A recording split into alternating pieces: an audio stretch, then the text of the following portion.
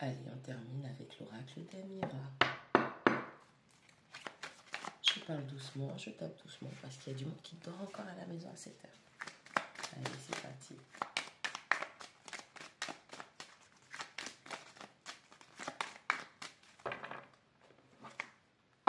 Allez, on a un cadeau et la joie. Bon, il y a un cadeau. L'univers vous prépare un cadeau. Vous allez vraiment être heureux ou heureuse.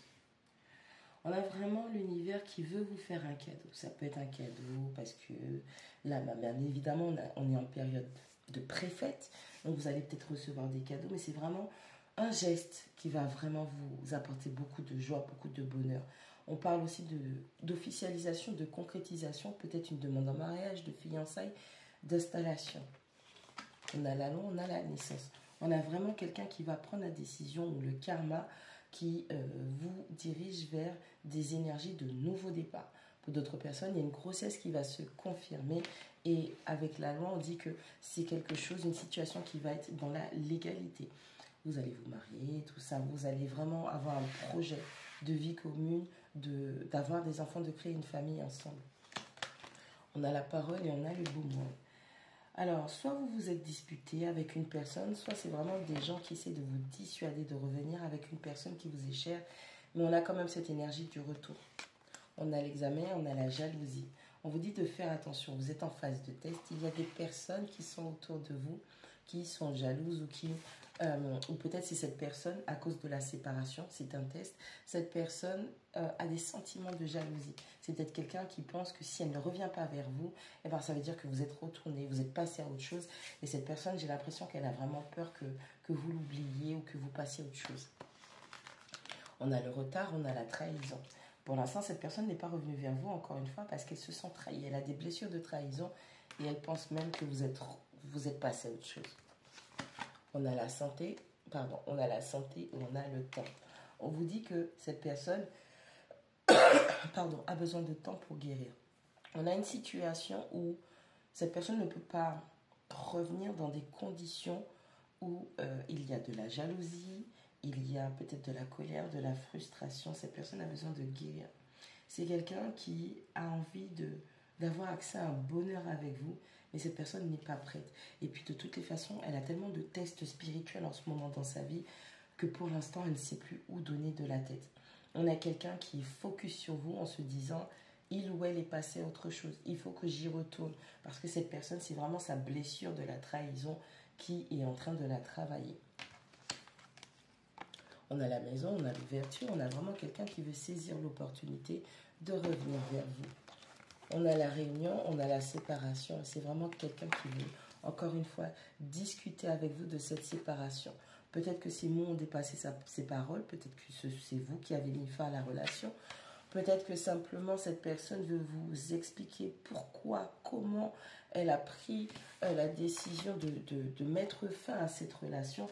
On a vraiment quelqu'un qui a envie et qui a besoin de vous parler. Pourquoi je dis besoin? Parce que n'oubliez pas la jalousie et la trahison. Donc cette personne, ce contact qu'elle veut initier avec vous, c'est vraiment avant tout par rapport à ses propres blessures.